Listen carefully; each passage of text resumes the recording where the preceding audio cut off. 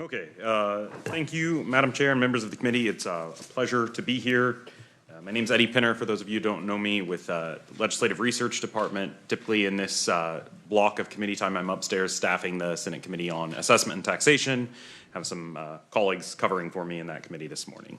Happy to present on a topic that kind of provides for an intersection of taxation issues and local government issues, the local ad valorem tax reduction fund. Just as an overview, I'll talk about kind of 5 different things today. A little bit of history of the fund, the amounts, the way that the transfer amounts are determined and have been determined historically, the way the distribution amounts are determined to each county, the distribution of the funds then within the county to the different taxing subdivisions, and then finally the utilization of the funds. And I'm happy to stop for questions midway through, of course, if that's the committee's preference. All right. Just as history, the current statute for the local ad valorem tax reduction fund was enacted in 1965. At that point in time, it was a $6.25 million transfer once each year. That section of law has been amended 39 times since then. It's probably worth mentioning that the 1965 law, though, wasn't actually the genesis of, at the very least, this idea. It wasn't actually called the local ad valorem tax reduction fund prior to then. But since Kansas enacted its sales tax in 1937, we have had some form of revenue sharing of sales tax revenues, of state sales tax revenues on the books with the local governments. When the sales tax was enacted in 1937, the revenues from it did not go to the state general fund. They went to an appropriated special revenue fund called the State Sales Tax Fund. And very specific expenditures were made out of the state sales tax fund. And the provision in the 1937 law provided for, at the end of the year, whatever receipts exceeded the amount of those appropriations, 80% of that residual amount was to be returned to the counties in the form of property tax relief.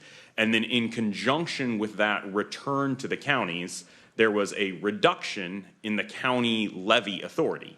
Back in the 1930s, as was the case for much of Kansas's statewide history, we had aggregate levy limitations and individual levy limitations in place for local governments. And so basically the amount that was sent back was then reduced in terms of the property taxing authority of the local units of government. Since 1999, those levy limitations have been by and large gone. And so that's kind of the early history of it. In 2003, the state, as it was wrestling with the early, actually I'll give a little bit of other history here first. In 1970, so 5 years after this enactment, the state kind of broadly once again overhauled its sales tax laws and made lots of changes. And it changed that specific dollar amount transfer to just a pure percent of the prior year's sales and use tax receipts. It was 10% in 1970. And one of the things to note there is, and I'll talk about this in a little bit, is the timing of the transfer and the time and how it's actually calculated. So I don't want to get ahead of myself. In 1973, as a part of school finance legislation, actually, we reduced that 10% to 4.5%. That was one of the first major state school finance overhauls prior to the late 60s and early 70s. School finance was almost entirely a local game. There was almost no state legislation involved in it at all. In 1970, the legislature sought to provide some statewide uniformity to school finance. Part of the question in enacting school finance at the time, and this remains a question anytime you revisit school finance today, is how are we going to pay for this? And the legislature at the time determined that the law they were enacting was going to provide some property tax relief via school property tax levies. And so they decided to use some of the monies that they were setting aside for property tax relief to local governments broadly to finance that property tax relief for schools specifically. And so the transfer amount was reduced from 10% down to 4.5%. In 1980, 1983, we revisited it again, and I'll get to that in a little bit. But I do want to touch on maybe the thing most front of mind as it relates to the local ad valorem tax reduction fund today, and that is the fact that we haven't made these transfers in a number of years. In 2003, the legislature was struggling with its way through the financial impact of the early 2000s recession, and the first thing it did, one of its earliest bills that it passed that session, was a law that eliminated the second transfer in fiscal year 2003. It later enacted a bill in that same legislative session that eliminated all transfers in fiscal year 2004. And since that time, we haven't made any transfers to the local ad valorem tax reduction fund. So this has kind of been a program that has been on the books, but more or less dormant for essentially 20 years now. And the way that it is made dormant is every year or every 2 years or every 3 years. It is varied over time, and it's typically in the budget bill. The legislature amends the relevant statute and extends out language in that statute providing that there shall be no transfers in fiscal years XYZ. The way it is currently written is no transfers in fiscal years 2023, 2024, and 2025. And then the statute as it reads today provides for two transfers totaling $54 million beginning in fiscal year 2026. And so with that, I'll get to the actual transfer amounts. Because the statute kind of reads a little difficult to understand as it reads. It starts out describing the base, what I would describe as the base transfer amount, the amount that it would be, all other things being equal. And that transfer amount is written that in January and July, so keep in mind those two dates in the calendar year split across two different state fiscal years, transfers of equal amounts totaling 3.63% of the state general fund portion of state sales and use taxes from the preceding calendar year shall be transferred out. And so that means that we're operating on a January through December basis to determine our transfer amount. The first half of that goes out in January, the second half of it goes out in July, which means that on a fiscal year basis, you have two different transfer amounts in each fiscal year under this kind of base formula, because the July 2024 amount would be based upon calendar 23 SGF sales and use tax receipts, and the January 2025 amount, the second transfer of fiscal 25, would be based on calendar year 2024 state SGF sales and use tax receipts. And so right now, I can't tell you with absolute certainty what the transfer amount would be under this provision for if it were in place for fiscal year 2025. But what I can tell you what the calendar year 2024 transfer amounts would be. And so I can tell you what the fiscal year 2024 transfer amounts would be. The law, as I mentioned, is written to provide for no transfers in 23, 24, and 25. But then there is a second transfer amount determination that says that, in essence, regardless of that earlier paragraph with that 3.63% formula, beginning in fiscal year 2026, it should just be two equal transfers each year, totaling $54 million or $27 million each. I do have here, almost just as an informational item, what the base transfer amounts would be were we to use that 3.63% formula, what they would have been for the last, it looks like, 6 fiscal years. You can see down closer to $100 million for the first 3 of those, and then the combination of inflation and marketplace facilitators legislation increasing use tax receipts kind of kicks in beginning there in fiscal year 22 and then continues on into 23 and 24. And so those amounts bump up, and now they're closer to $130 million. While we're on this slide, this is probably a good time to mention that a 1983 change to the law. I had mentioned earlier on that it used to provide for a single transfer on January 15th based entirely upon the preceding calendar year's sales and use tax receipts.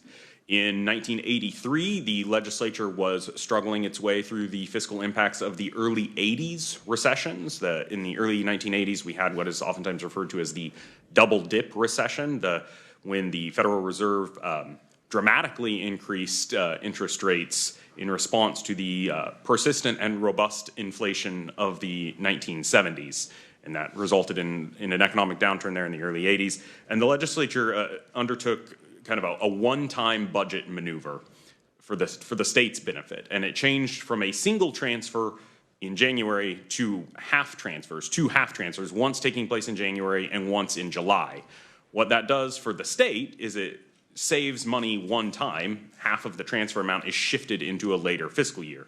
Since most local governments are on a calendar year budgetary basis, it in essence was no impact on them as long as they had sufficient cash flow in place.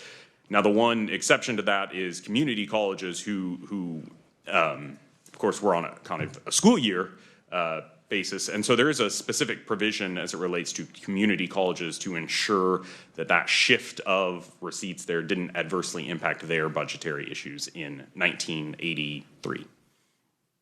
Are there any questions here? I've talked for a long time. Senator Dahl.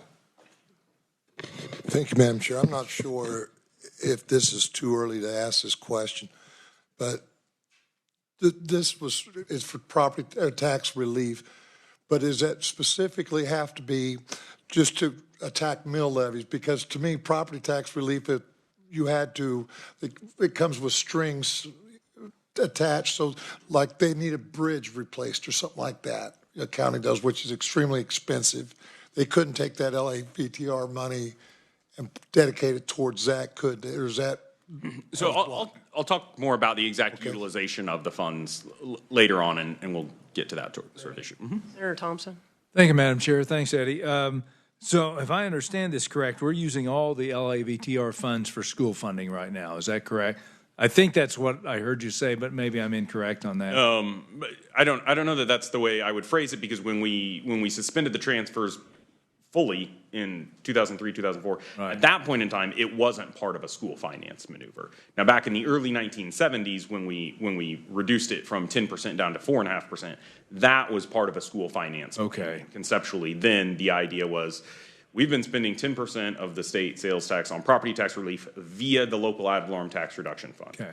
And prospectively, we want to, in essence, spend that same amount on property tax relief, but rather than have it all go to the LAVTRF, a fraction of it would go to property tax relief via this new school finance approach that we developed in the 1980s. The reason I ask that is because with none of the money going, we basically had a 22% increase in my local taxes from the school district on the latest tax increases in Johnson County. I was just kind of curious about that.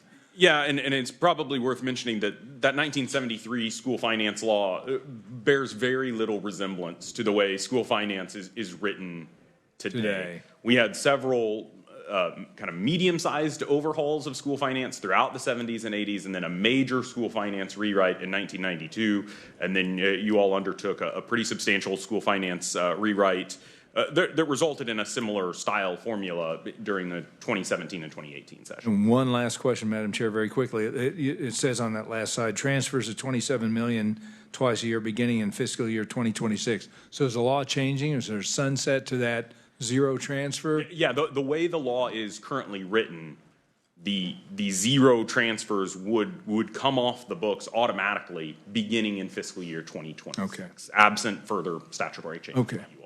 Thank you, Madam Chair. Senator Straub.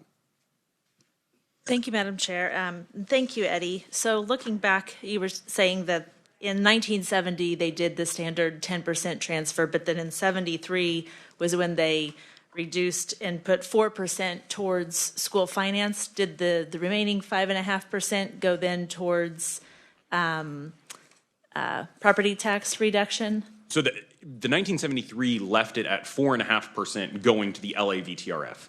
The other 5.5% was kind of, they didn't specifically allocate that to school finance, but it was part of the same legislation reducing the LAVTRF transfer. And it appears that it was basically, how do we make the budget work with this new school finance law? One of the things we're going to do to make the budget structurally functional is reduce the LAVTRF transfer. Okay, and then one follow-up on that. So looking back at 1970 to 73, actually my dad graduated in 73, and I would be curious to see what enrollment numbers, student enrollment numbers were in the early 70s, because looking at communities in my district, class sizes were 3 times what they are now back in the early 70s. Those graduates in the early 70s are baby boomers. They're post-war babies. So anyway, I would be curious to see what, and maybe legislative research can give us some numbers on that to understand what the legislature was doing with money at that time due to what was actually happening in the state. So. Yeah, I would be a little surprised if it's even viable to track down the individual district enrollment numbers that far back. But I'm guessing that through some national long-term data sources, we could track down the aggregate statewide enrollment numbers. Other questions? All right. Continue, please, Eddie. All right. The next thing to discuss is the distribution of the monies to the counties, and it's a relatively straightforward methodology within the statute. It's a 2-factor formula. The first of those factors is the county's share of the statewide total population, and that accounts for 65% of the formula. The second factor is the county's share of the total statewide taxable valuation, and that accounts for 35% of the formula. As a historical note, for much of the fund's history, this was a 50-50 distribution. I am not able to discern why the legislature decided that population was almost twice as important as taxable value in this formula. But at one point in time, the legislature changed it from a 50-50 split in terms of this 2-factor formula to one that weighted population more heavily than taxable value of the state. At this point, I did include a couple of handouts for you. I'm going to draw your attention to the first of those. It's a 2-sided table that includes all 105 counties across the state. And that has the most recent available as of this past summer. It's probable that we could get some 2023 population data updated since then. The formulas, how it would work out today. And so those first 2 columns after the county names are the kind of the base input data. The third column is the ratio, the share of any local ad valorem tax transfer amounts that each county would get were it being funded today. And so one of the things that is easy for me to draw your attention to, these are in hundredths. So if you look down to Cowley and Crawford counties, about a third of the way down there on the first page, you can see that each of those are slightly more than 1% of the local ad valorem tax reduction fund that would go to those counties. Allen County up there at the top is about 0.4% that it would receive. Barber County, a relatively small, in terms of population at the very least county, would get 0.17%. Dropping down, you can see Johnson County, the state's largest county in terms of population and taxable value, would receive about 24.5% of whatever were to go out in the local ad valorem tax reduction fund if it were to go out. This sheet then includes what the actual distribution amounts would be if the $54 million transfer were happening right now. And so you can see Cowley and Crawford counties would be between $500,000 and $600,000 going to those counties. Johnson County would be a little over $13 million going to the county. Then working your way farther across is what the aggregate mill levy reduction in those counties could be. Based upon that, and you can see that varies, but it tends to be either a little above or a little below 1 mil throughout the counties. And then there's a set of 3 columns for how much that mill levy reduction would result in hypothetical property tax relief for 3 different kinds of properties: a $150,000 house, a $500,000 commercial parcel, or a piece of agricultural land with a use value of $50,000. And you can see those amounts there. The one note I do want to give you on that mill levy equivalent reduction is that within each county, the specific mill levy reduction on any particular parcel of property is going to vary. And so this is kind of a countywide average of what that would be. And that actually provides a good opportunity to jump to the next slide, where we can see why why it would vary within each county. And that's once you determine how much money is going to the counties, you have to determine via the statute, and the statute provides for how much money will go to each taxing jurisdiction within the county. And so the first thing worth mentioning right off the top is that school districts are excluded from LAVTRF distributions. They're just not a part of the program. School district mill levies are calculated a little differently than every other mill levy in the state. Their general fund mill levy is, of course, fixed by the state at 20 mills. Their other more discretionary mill levies have specific formulas that determine their authority for them. And so they, in that sense, they kind of vary. And the state also provides equalization aid for those mill levies, for some of those mill levies, using some statutory formulas. And so school districts are kind of just conceptually carved out of it entirely because of that. And so then you just total up the total amount of actual property tax levied the preceding year, and then each remaining taxing district's share of that is how much they would get in the LAVTRF. And so what I've got here is kind of a hypothetical example for you. And this is obviously a small rural county. The main reason I did that is that they're a lot easier to do these sorts of examples for, because there tend to be fewer taxing subdivisions in smaller rural counties than there tend to be in the larger counties. And so this is a very small county, and then I rounded all the numbers and made a couple of assumptions. So this is a hypothetical county, but it does pretty closely mirror an actual county that does exist in Kansas. And I apologize, I cannot recall off the top of my head which county that would be. But you can see that hypothetically within this county, we might have $80,000 of property tax for the state, because the state only levies 1.5 mills. It's a small piece of the property tax puzzle. The county government, $6.8 million. In most rural counties, the county government is the largest, other than school districts, the largest taxing entity. A couple of smallish cities in this county with very small property tax levies.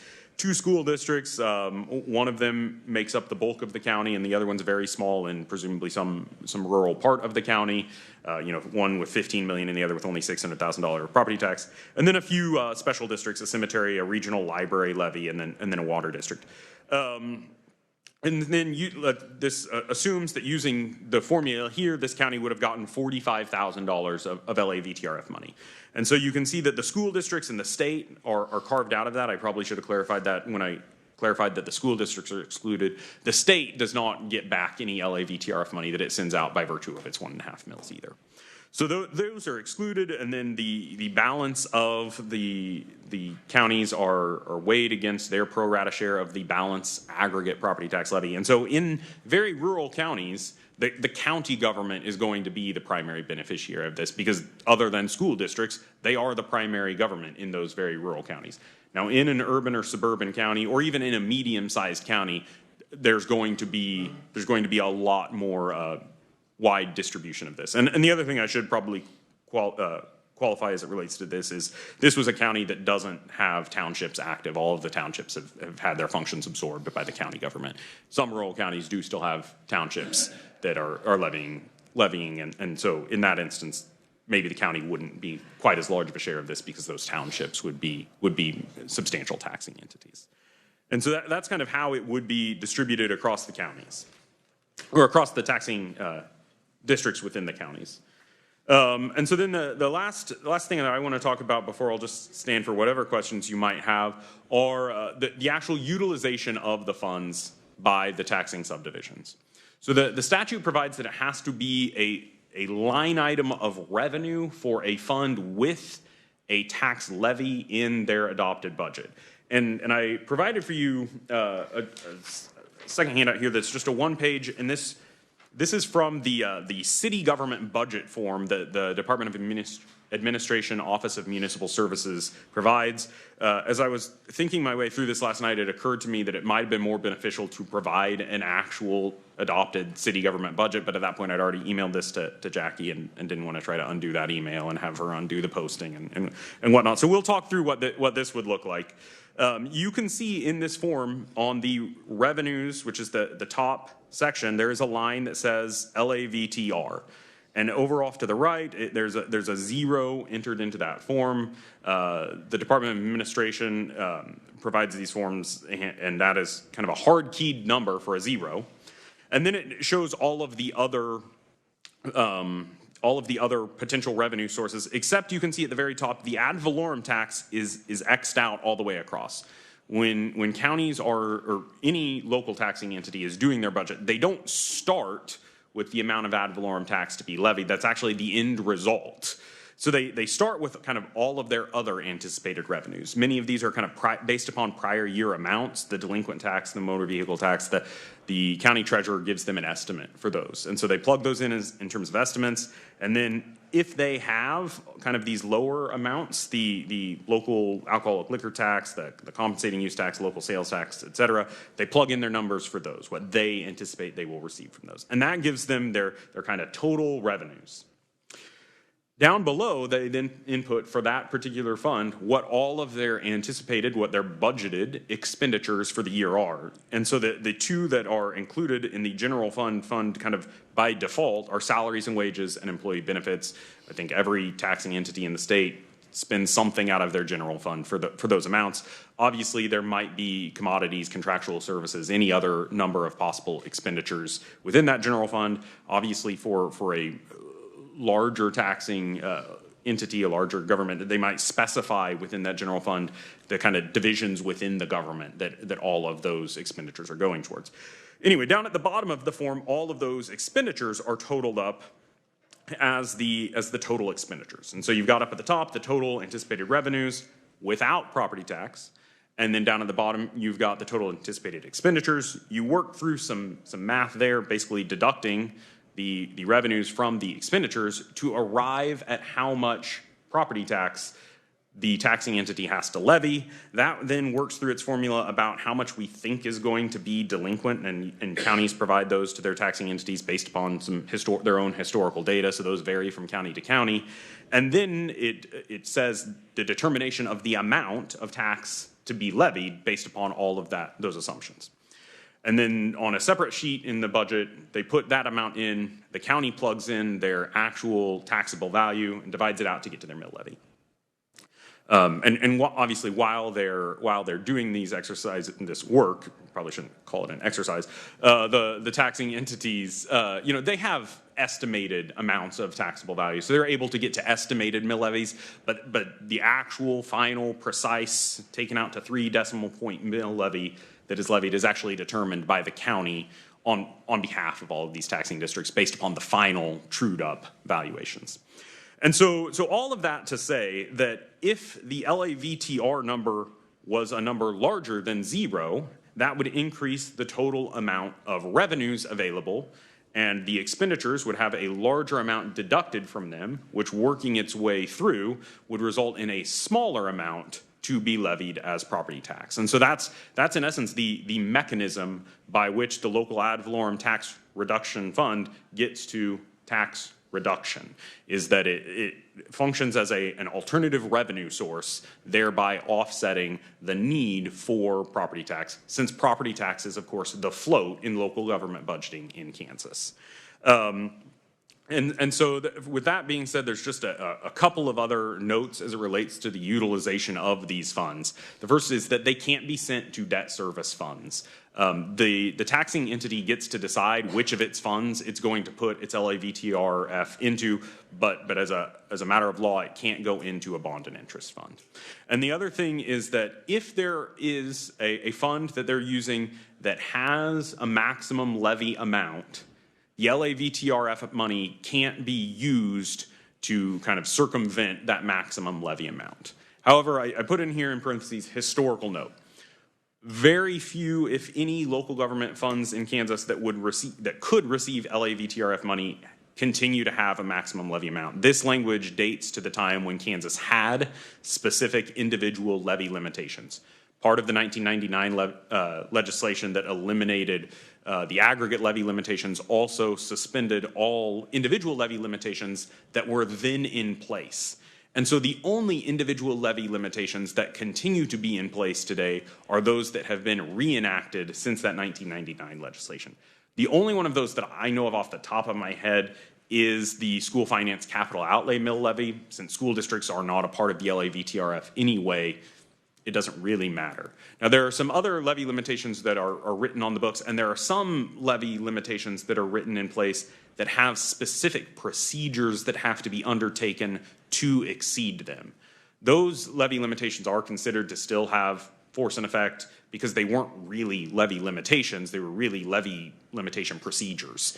And so to the extent that a local taxing entity has one of those and hasn't undertaken those specific procedures, this provision probably would apply to them. They can't use LAVTRF to exceed their mill levy limits as it relates to instances in which they have a levy limitation that they can exceed on their own by undertaking specific kind of notice and hearing or maybe even election procedures. And so that's the application of this. So returning to Senator Dahl's question about their ability to use this for a bridge replacement, since that might be kind of a one-time unanticipated cost or one that maybe they planned on it at a certain point in time but weren't sure which year it was going to occur.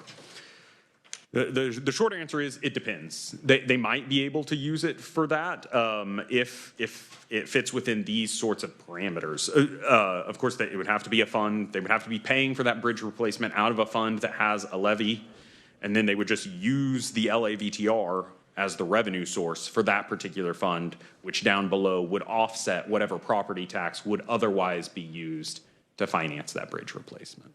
So that's kind of the answer to that question. And so with that, I would stand for whatever remaining questions the committee may have. Thank you, Eddie. Senator Schallenberger. Thank you, Madam Chairman. Thank you very much. It was very interesting and enlightening. But money's fungible, so really doesn't do anything. It just gives the city and county, and I appreciate them, but it just gives them more money to spend, provided they want to go jump through the revenue neutral rate. Yeah, in a certain sense, it would be better titled the local ad valorem tax offsetting fund, because it mechanically, as a matter of law, does offset property tax. Whether or not it actually reduces it is really in the hands of the local government. They can make whatever spending decisions they want to, and they can consider the availability of LAVTRF funds as they make those spending decisions. But yeah, whether or not they decide to have their expenditure level be higher because they know that there's a revenue source available in that LAVTR line up above in their budget is of course entirely up to them, yes. Thank you. And one comment. Also, all this procedure that you talk about that the cities or counties go through to develop their budget are all done with estimates, and often the county clerk doesn't give the real numbers to the city until after their budget has been completed, and they have to go through a revenue neutral rate system that the legislature in its wisdom determined they needed to do, and often they're stuck with revenue neutral rate being higher or lower, and they have to have a hearing even if they're not going to raise their taxes. We've kind of cobbled this up in a way that doesn't work very well.